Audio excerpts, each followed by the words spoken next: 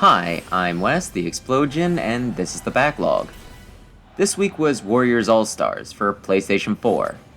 This is a spin-off of the Dynasty Warriors series, this one being a crossover of all of Koei Tecmo's big games. The story is, in another world, populated by sexy furry people, there is a spring where all life comes from, but it's beginning to die, sending the planet into a downward plunge. To counter this, they summon heroes from other worlds because prophecy, and the various characters are scattered throughout the land. To get back home, they must use their otherworldly powers to revive the spring and also take part in a power struggle to decide the next king, splitting them into 3 factions. And there are 15 endings from what I can gather. Before we get into that though, let's get into gameplay. Like most Dynasty Warriors, you take control of a character and hack, slash, and bash your way through the various battlefields. They throw a ton of enemies at you, and it's pretty easy to rack up over 1,000 kills per match. A high kill count isn't the main goal, though. Missions will be thrown at you in each match, from capturing bases, escorting NPCs, taking out specific targets, and defeating enemy generals, the last normally being the final clear condition for most levels. The basic functions are the same, you stringing together combos by hitting the buttons for light and heavy attacks, and you building specials as you take foes out, but they've added a few functions that I haven't seen before. First, there's Bravery level. While each character has an individual level, this is an extra measure and you start at 1 for each stage. If your opponent has a higher Bravery level, they're harder to flinch, can stun knock you easier, and just do more damage. But if you have the higher one, you can just steamroll them. You can probably take out enemies, even if they have a gap of maybe 2 over you, though it will be harder, and any more than that and you'll probably have a bad time of it. You can increase your bravery up to 10, and you build the level up just by doing things on the field, from capturing bases to taking out opponents. The big thing for this game though is that you form a party of 5 characters, one being a leader and the other 4 for support. The others follow you around and help you fight, though unfortunately they seem to have sacked the 2-player mode in favor of this. You can also call them forward to perform a special attack or activate a mode where you temporarily take control of your partners and all of you attack simultaneously. They can also use character skills to activate a passive buff. There is also a rush mode, where you become invincible for 20 seconds and enemies continuously spawn to give you a constant supply of fodder. Once you get so many KOs, another party member will come in and cheer you on and add some additional time to how long it lasts. At the end, you and all the party members you called in will get together for one last big attack and you receive rewards based on how many enemies you took out. You can also use this mode to overcome pretty much any difference in bravery level, so saving it until you have an opponent you can't take out otherwise is a good idea. Outside of battle, there is a hub area where you can talk to characters, take on special tasks, train, sell and improve weapons, and visit a bath for some reason. There is also a world map where you can choose missions to take on, be it from story ones, character recruitments, ones for specific rewards, and ones to increase how much of the world you can see. This is a bit of a mess, and I really would have preferred just a simple menu list to do this, but I did manage. There is a menu you can bring up with all the story missions listed, but oddly enough, a list is all it is. It doesn't actually bring you to said mission if you hover over the name. Now, onto the characters. There are a lot of them. 30, according to Wikipedia. Most I'm unfamiliar with. Sure, I know Dynasty Warriors, Ninja Gaiden, and Dead or Alive, but I haven't really played any of them for any length of time. While I thought I knew the gist of it through osmosis, there was one point when it was mentioned that Kasumi and Ayane were sisters, it became clear of just how uneducated I was in regards to this pantheon. There are several that did make me kind of curious, such as the half-demon girl with the oversized sword, the handsome guy in the mask, and Nobunaga, but as a cat. But the cast is just too overwhelming and my backlog far too vast for me to get around to playing their games, unfortunately. I wound up playing almost exclusively as Rio Rollins, because while I never played her game, I did watch the anime for it. I recall it being one of those that weren't very good, but I found a fondness for it anyway. Either way, even on normal as opposed to easy, super easy, and the higher difficulties being unlocked later, this was still one of the easiest Dynasty Warrior games I've ever played. And while some of the other features that I talked about might have been enough to help me cheese it, I think I discovered the main reason when I played Ryu Hayabusa for a few rounds.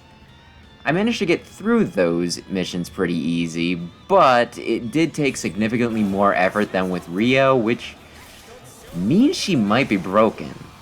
Why the blackjack dealer is stronger than the ninja from the Hard as Nails game, I don't know, but my gosh, hit some buttons and things just die. Part of it might have been just how big her attack radius is for some of her moves, and it doesn't seem like much if any power is lost to compensate, but Rio Rollins is the frickin' strongest. A few other characters that I found notable was one that could temporarily put up an invincible shield, and another one that became un-KO'able temporarily, making the last hit especially frustrating, both of which I hated fighting against, and the final boss was also a pain. Those are just a few of many though, so it's a minor gripe. I do like the cast, I just wish I knew more about them, but dear lord, learning would be a huge time investment. Honestly, it just made me yearn for something like a Smash version of this, though that roster would probably be a lot trickier just from a licensing standpoint. Anyway, because I chose Rio, I wound up with a faction that allows you to get the best ending, completely by accident and probably intended to be done last. While I wasn't intending to do any of this my first run through, once it became apparent that they were doing some branching path stuff, I looked into it a bit more and hammered it out. This was the longest storyline, some of the other ones taking only 5 missions to clear, whereas this one took over 20. It was pretty bog standard stuff, especially for Dynasty Warriors games, and reminded me very strongly of some of the others at certain points, but I didn't hate it. Getting the best ending also let me feel like I got done what I wanted to with this game, and while I might pick this up occasionally, I do consider myself done for now. Ultimately, I did have a lot of fun with Warriors All-Stars, and a big part of me wants to play more. However, there are better Warriors titles, so the same part of me that wants to keep playing is also telling myself that I could get more enjoyment playing one of the other ones instead. While I would suggest these other games first to someone looking to get into the series, I could see someone more intimately familiar with the cast of characters getting a lot more mileage out of it than I did. So, since I said that I'd recommend other Warriors titles over this, why don't we do something different and go over other Musou titles I played and discuss what I think is worth picking up. Keep in mind that it's been several years since I played most of these, so my memory might be slightly foggy at points, but I should be able to give my basic impressions. Why not start with the mainline Dynasty Warriors games? To be frank, I haven't played many of them.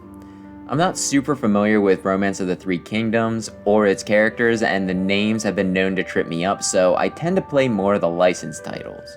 That said, I do have friends who are big on all Warriors games, especially the mainline, so I do have some experience, and there was one in particular that I did play along with. I cannot tell you which one specifically, though I do know there was a mode where Japan was split into many territories and you just kept encroaching upon adjacent chunks until you had the whole country under your control. Also, there was a character creator, so I made a long-haired blonde man in purple and lavender armor that used long-ass cat claws, gave him a super annoying voice with the most annoying stock lines, and then tweaked the pitch to make it even worse. Whoever I was playing with would get annoyed and try to stop me from claiming territory to prevent my guy from declaring, "My shining brilliance has claimed yet another base." It was fun. I was given the impression that Lubu is the scariest thing alive, and it gave me a taste for the series, which fully manifested when they started doing titles where they threw in licensed characters I was familiar with. Other than public domain ones from another country I was unfamiliar with. Though I do plan on familiarizing myself with the Romance of the Three Kingdoms in the near future, so perhaps I'll look into the mainline game soon. That said, I have been given the impression that they've been going downhill lately, so if I do, I might go for one of the older titles. Then there was the Dynasty Warriors Gundam. This is the one that really got me into Warriors games. There are 4 titles, 1 through 3 and then Reborn. Never played that last one because it was digital only and wasn't advertised much, plus when I did hear about it, it didn't sound like they added much and cut some corners, so I passed on it. But the other 3 were huge for me. The first, from way back, had a ton of characters and mechs, introducing me to a lot of both that I was unfamiliar with due to some of the Gundam series only being released in Japan at the time. It also had an original crossover story, with the various characters from the various timelines and series interacting in interesting ways, working toward common goals, like getting back home and figuring out just what the hell was going on. The interaction that stuck with me most was Master Asia teaming up with Miliardo and Puru, and them having a scene where all the 3 of them did the "Look, the East is burning red" song and dance in their mechs. Awesome. It was a little disappointing when the second game story was mostly just retreads of the anime series themselves. Still, the second game did introduce new characters, new bosses, and new levels, making it a more robust game, with the story being the only real downer. For 3, a few things were taken out, but even more was adding in, so overall, it was the game with the most content. And yeah, each one was a blast to play, especially if you had a second player. The first, I played with a large group of people, us shuffling controllers and working as a team to unlock as much as we could. The second, I played with a specific friend, and this was the one where we worked at breaking the game, customizing our mechs and leveling up our pilots to create some really unfair loadouts. Our favorite combo was me playing as either a tricked out Double X or Susanoo that hit hard and could wipe entire bases, while he used a Master Gundam with max speed so that he could immediately run through the entire battlefield to the other side, and it just let us squeeze the entire field in a vice. The third game I played a good deal on my own, but my youngest sibling would join in when he could, so I have good memories with that too. And even when I did play on my own, I still really enjoyed myself.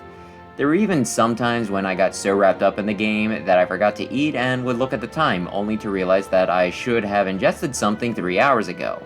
Really not good for my health, but a testament to just how much fun I was having. And then Pirate Warriors, the One Piece one. I missed the first one entirely, not hearing about the spin-off until Game 2, which was another big title for me. First off, again, this had an original story, and it was fun to see some of the different elements of the One Piece universe interacting in unique ways. The second thing was just the people I played with. The strength of the 2-player is a big thing for me, so this will probably be a recurring theme here, and one of the biggest selling points for me is the ability to play a tandem. More than that though, I played with 3 people, swapping the controller as my player 2, and while 2 of them were One Piece fans, 1 was not, and while I doubt they'll ever get into reading the manga or watching the anime, it was still fun to introduce them to the world and see what characters they gravitated to. This already gives the game a certain kind of nostalgia for me. The third game, on the other hand, was a disaster. First was the story. It was just a retreading of the main One Piece storylines. I already know that story, and if I wanted to re-experience it, there are better ways for me to do that. The missions also tended to be on the longer side, so it was a real drag getting through them all. The levels themselves were also a pain to deal with. They were multi-layered, and it was hard to figure out how different parts connected, so most were no fun to play and might have actually added to the feeling of things being drawn out.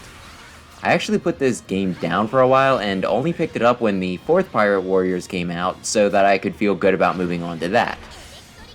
This one wasn't bad.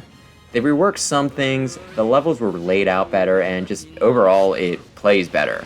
The story only focuses on the most important part of the One Piece lore and streamlines the process to let you unlock characters and get to the post-game stuff faster. It also gives an original version of the current Wano arc going on in the manga, giving the game some sense of unique identity, unlike the third game, which just kinda gave a basic and boring ending of the storyline they were in the middle of then. It's a fun game, and I'd recommend it to One Piece fans, although there are 2 issues with this title, both concerning the character lineup. First is that some from the previous games do not return. Things were reworked this time so that some of the characters' moves could be customized and equipped, so I imagine that meant that they needed to be designed and programmed from the ground up. Because of this, they couldn't just import the characters they previously had in, and it probably didn't make sense for them to recreate some of the old characters that haven't been relevant in a while, so I can't blame them too much there. What does kind of bother me is the DLC. Some characters will either fight for or against you in-game, yet can only be unlocked through the DLC. Sure, the full version might be slightly more complex and might not have been ready for the full release, but they certainly seem fully functional, and it feels like they took something that should have been part of, and to the degree even was, in the base game and cut it out to sell back to the player. I really do hate this kind of practice, and it just kinda soured the experience for me. Still a good game though, so I guess I don't regret the base purchase. There were a pair of Dragon Quest ones as well. I love the first one. It did an excellent job of blending the original gameplay of Dragon Quest and Dynasty Warriors. This one worked more like a horde mode than a base capturing game, but the hack and slash was still present. You formed a party of 4 and ran around together, and you could change which person you were in control of. Each character not only had their unique weapon and fighting style, but their own set of spells that you unlocked by leveling up. And on top of that, they even threw in a mechanic from the Dragon Quest Monsters games. You being able to get tokens from the monsters you take down, allowing you to summon said monster to either guard a specific point so that you could take out targets elsewhere, or just perform a specific action, like healing or a big attack. You could only hold and summon so many at once, and some of the more powerful monsters took up more space on your bench, so you had to be strategic with how you use what where, making the gameplay even deeper. Aside from that, the story was also fun. Sure, it's not the sort of thing that needs its own movie or anything, it focusing largely on the basic Dynasty Warriors crossover theme of something weird is happening, heroes are popping in from different worlds, there will come a time of great trial, but you'll overcome it using the power of friendship. And that's the game, but there is something still enjoyable about it. It throws in a few original characters that fit in very well with the Dragon Quest style, and I didn't mind playing through it a few times to unlock some extra stuff in the process with the New Game Plus. This game gets my recommendation, unlike the sequel. I don't know how they took such a solid game and somehow bungled it up as much as this game did. My best guess is overreaching. They seem to have tried to make it a bit too much like the Dragon Quest games, making it semi-open world where you can head off in whatever direction you want, but if you're not properly leveled, you'll get your ass kicked. In that same vein, this game seems to expect you to grind more. You could grind in the first one, but it wasn't as necessary, and when it was, they had side missions to occupy you, which did have a specific start and end point to them. In this, they seem to want you to just find a corner of the map and screw off until you're beefy enough for the next mainline mission, which isn't always clear. This worked in the original Dragon Quest games because grinding in a turn-based game is pretty mindless and kinda relaxing. It's easy to just put something on the TV and only half pay attention as you run around in a circle, hammering out random encounters until you feel strong enough before heading off to the next dungeon. And hey, if you aren't strong enough, you can just bail and save, then come back after a bit more prep work, but here, if you need more levels, that's a bit harder to do. The missions don't have as many stopping points, so you need to invest more time in it when you go for it, rather than just find a save point and bounce. I still have yet to get through the whole game, it just dropped the ball for me this much.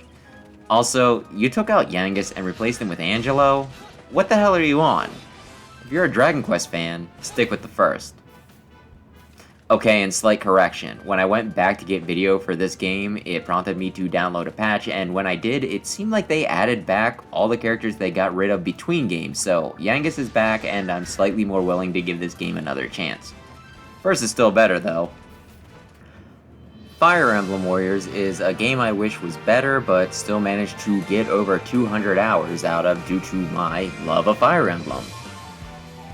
The first kind of issue was just the story. It was the same formula of Heroes from Another World, power of friendship things, as normal. The first stumbling block was the original characters.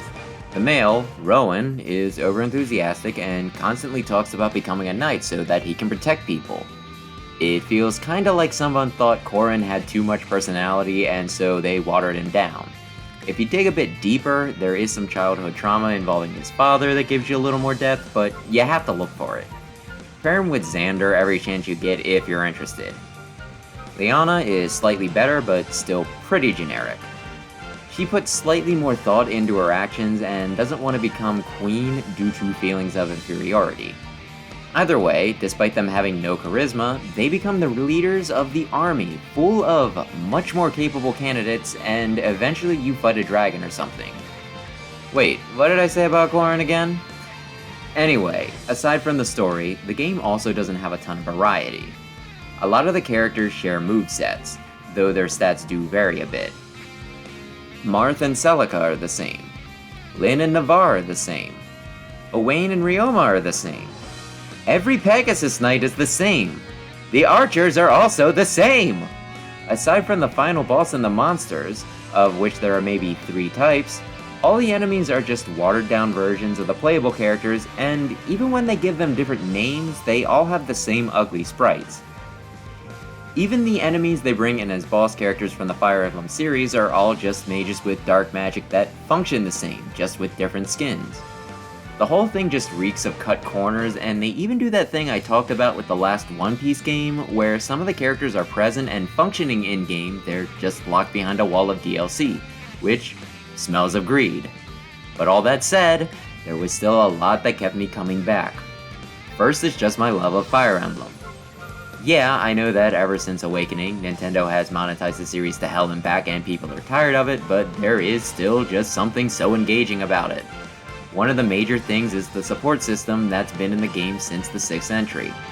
On the surface level, this just gives character boost when they're in close proximity to each other. Story-wise though, it gives a lot more depth to the characters that if you played the game without, you would never get, and would just function like a soulless chess piece with an anime sprite. It serves to endear more than just the main characters to the player and help them find favorites, which is why I think Fire Emblem won out over Advance Wars all those years ago. Here, support is back, and while between some characters all it does is offer the aforementioned stat boost, some characters actually have fully voiced dialogue, adding to their lore and providing the sort of interactions that only a crossover could provide. Then, in addition to that, they brought back the weapon triangle, with sword beating axes, axes beating lances, and lances beating sword. Combine that with things like bows being good against winged units and magic ripping through armored ones, and a lot of strategy gets thrown in. Adding to that was the ability to direct the unit you're not controlling to perform objectives, which I believe has been around for a bit, and it also lets you choose up to 4 characters to bring into battle and switch between, which was added in one of the Hyrule titles, but both are used to greater effect here, being absolutely required to clear some missions. I played the game on both single and 2-player, and those improvements helped balance the 2 experiences. The DLC also finally adds some unique characters, with Olivia and Lind being standout examples, though you do have to pony up for it. And then there's just a lot of content. Sure, I could have easily stopped after I beat the main story in about 10 hours, but I kept going, and even after 200 hours played, I could still do a bit more. Also, Lyn is playable, and she might just be my waifu for lifeu, so I gotta love that. Overall, while it's not the best game, and not even one of the best Dynasty Warriors games, I think a Fire Emblem fan will get a lot out of it, and it's worth a play. Hopefully it's sold well enough that they pop out another, and if they do, hopefully they put more time into the finer details. I actually discussed Warriors Legends of Troy previously. It sucked. I've largely forgotten it, but feel free to watch PC Life Support if you have interest in the specifics. Just know that I picked it up and put it down a handful of times, really trying to like it, but it just sucked. And I hate it. And now, the big one, or ones, Hyrule Warriors. The game so nice, they did it thrice. The first one was for Wii U, near the end of its life when Nintendo decided was the perfect time to just start popping out great titles to justify the console's existence, and this one certainly qualifies. The basic hack and slash, base capturing, 1 versus 1,000 action was back, just with the Legend of Zelda characters being the stars of the show. While this game wasn't the first to use giant enemies, it certainly made full use of the concept, bringing in monsters like Goma and King Dodongo.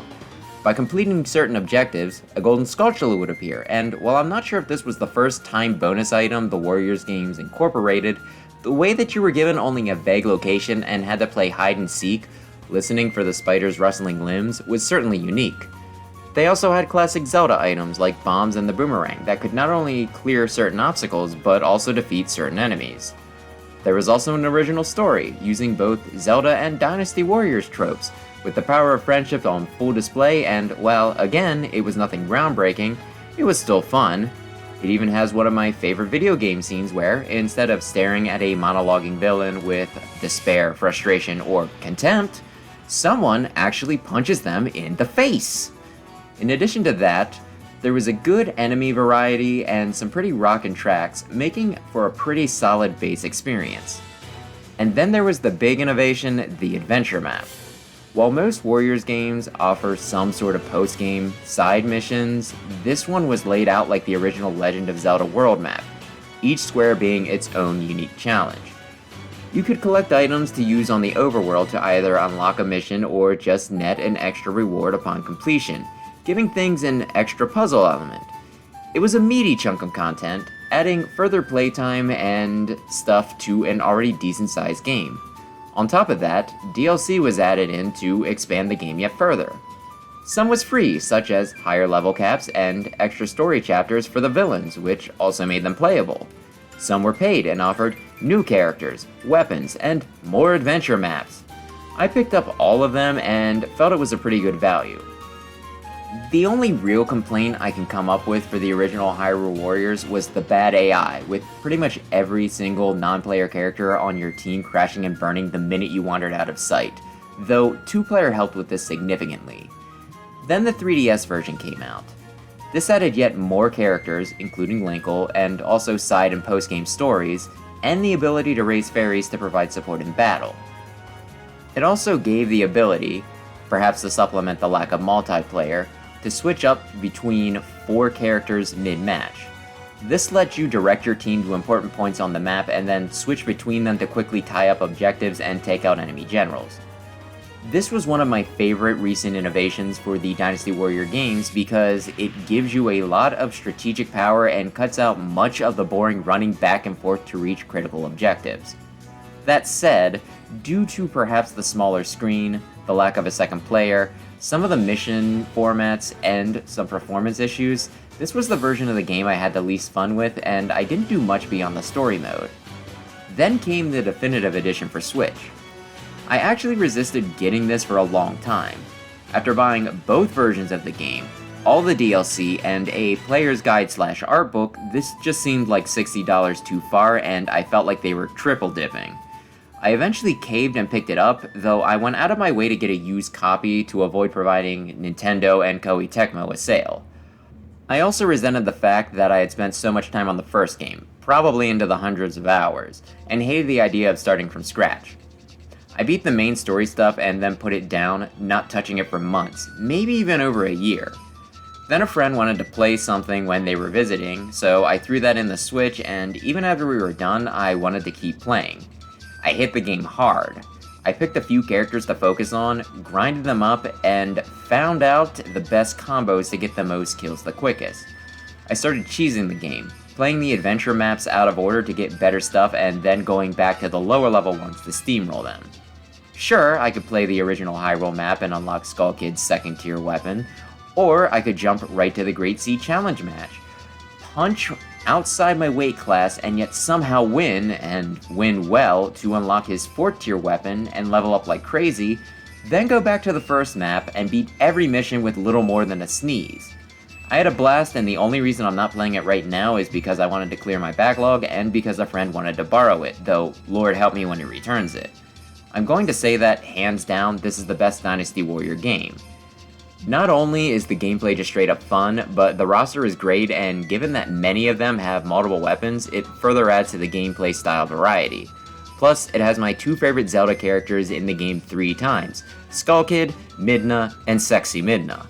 If you can't tell which form I mean for each, you might have some issues. This game gets my highest recommendation, and if you can't see yourself having fun with it, you might be an elitist. The second Hyrule Warriors, assuming we count the 3 previous games as the same, just different versions, is Hyrule Warriors Age of Calamity. This is a prequel of questionable canonical status to The Legend of Zelda Breath of the Wild. The game looks exactly like the one it's based on, and it uses a lot of mechanics from it as well, such as the Flurry Rush and the Sheikah Slate tools. A lot of people say this is the best Warriors game, and while it's certainly up there, I still think there's a few things holding it back. First is, the fields are a lot more open, probably due to how open Breath of the Wild was. However, rather than being an opportunity to explore, here they serve as just more area to run through, making the time between objectives stretch a bit. There also aren't a ton of playable characters, and most of them have pretty basic, standard weapons as their means of attack, as opposed to the first Hyrule Warriors, with its massive roster with some pretty out there means of offense. The enemies also aren't terribly varied, though given the source material, that's more of a failing of the original game. Then there's just screen space. The enemies will sometimes have prompts over their head, and with proper tool usage, you can counter and stun them. However, if the enemy is too tall or you're playing a two-player split screen, it can be very hard to see what's going on. I think this is the only Warriors game that I actively preferred to play single player, this being a large part of the reason why. You can also get stuck on corners and objects in the environment pretty easily. The game is still great. I mostly point out the flaws, not only to acknowledge them, but to defend Hyrule Warriors Definitive Edition as the superior experience. I remember seeing a few reviews declaring the inverse, one specifically stating that this was the best Musou game, though that wasn't saying much, and to them in particular, this game isn't for you. You don't have to play it or say anything about it. I mean, that's probably wrong. I think it was a professional game reviewer, so that was probably their job, but still, this strikes me as akin to me saying that Halo is the best FPS, but it still sucks because I don't play FPSs. I have no call to be making that sort of declaration, and people who don't like Warriors games or even hack and slash should not be the ones giving their opinions on them, and definitely not acting like their words are objective facts.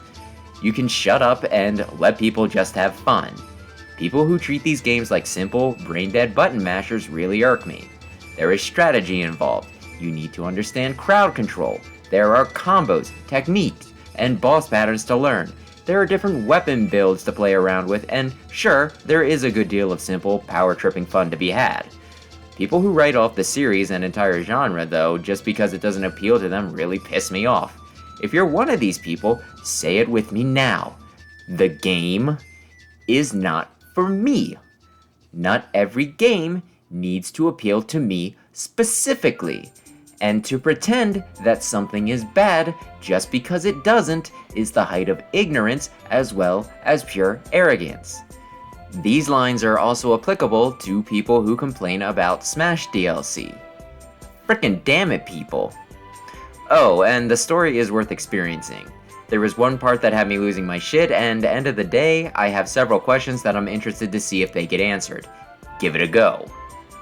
Persona 5 Strikers came out. But I still haven't gotten around to the game it's based off of, Persona 5, so I haven't looked into this too much. But I plan on it eventually, and I'm looking forward to it. Just far into the future for it. And besides that, there are many other entries that I never touched and perhaps never will. I guess, end of the day, I'd recommend a Dynasty Warriors game, but which one depends on what you're into. Maybe one of the ones I discuss will be to your liking, but hey, maybe you'd rather do the Fist of the North Star one instead. I'm sure it's good. And, continuing on my trend of finishing a book, I got through The Intuition of Haruhi Suzumiya by Nagaru Tanagawa. This is the 12th book, or 11th in America, due to them combining 10 and 11 here, in a series following the goings-on of the SOS Brigade, a Japanese high school club. The club consists of Tion, the main character and all-around normal guy, an alien, a time traveler, and an Esper, along with the titular Haruhi, a god unaware of her own powers and the strange happenings that surround her. They get up to all sorts of shenanigans, from the mundane to the reality-shattering, all with the condition of keeping Haruhi in the dark about her true nature. The books are typically pretty entertaining, dealing with concepts that are interesting and sometimes existential, with plenty of twists to keep the reader engaged and guessing. This was the first new entry in the series in about 9 years, and I'm happy to see it back. The last volume ended in kind of an open-ended place, and while I'm not sure if the series needs a definitive end, it did feel pretty weird. This volume contained 2 short stories and 1 longer one that took up the majority of the page count. This one felt a little slower than some of the past books, though it has been a while since I read the others, so I might be misremembering. While a simple tale about a New Year's shrine visit with a few paragraphs reviewing past events might have been a good place to start after such a long break, I guess I was hoping for something more exciting.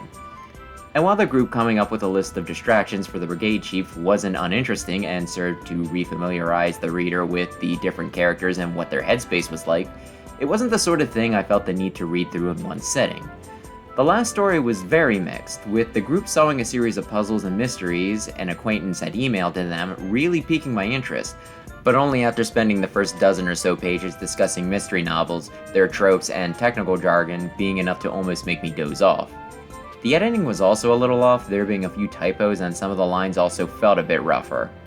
Overall, I did end up liking the book more than I disliked it, and near the end of the book, they brought out some plot points that were previously, and still are, left hanging, so it seems that the story will continue, which has me excited. While I wouldn't recommend jumping into the series this many books in, if you have the time, I'd suggest giving the original The Melancholy of Haruhi Suzumiya a read. So that's my whole treatise on the Dynasty Warriors games. Hopefully someone gets something out of this. And now that I have my PS4 hooked up to the Elgato, I'll probably be knocking out a lot more of those games in the coming weeks. Also, I did the Skyward Sword event in Tetris 99, if anyone is emotionally invested. With that non sequitur aside though, thanks for watching, maybe subscribe if you enjoy this sort of thing, and perhaps I'll see you next week for another episode.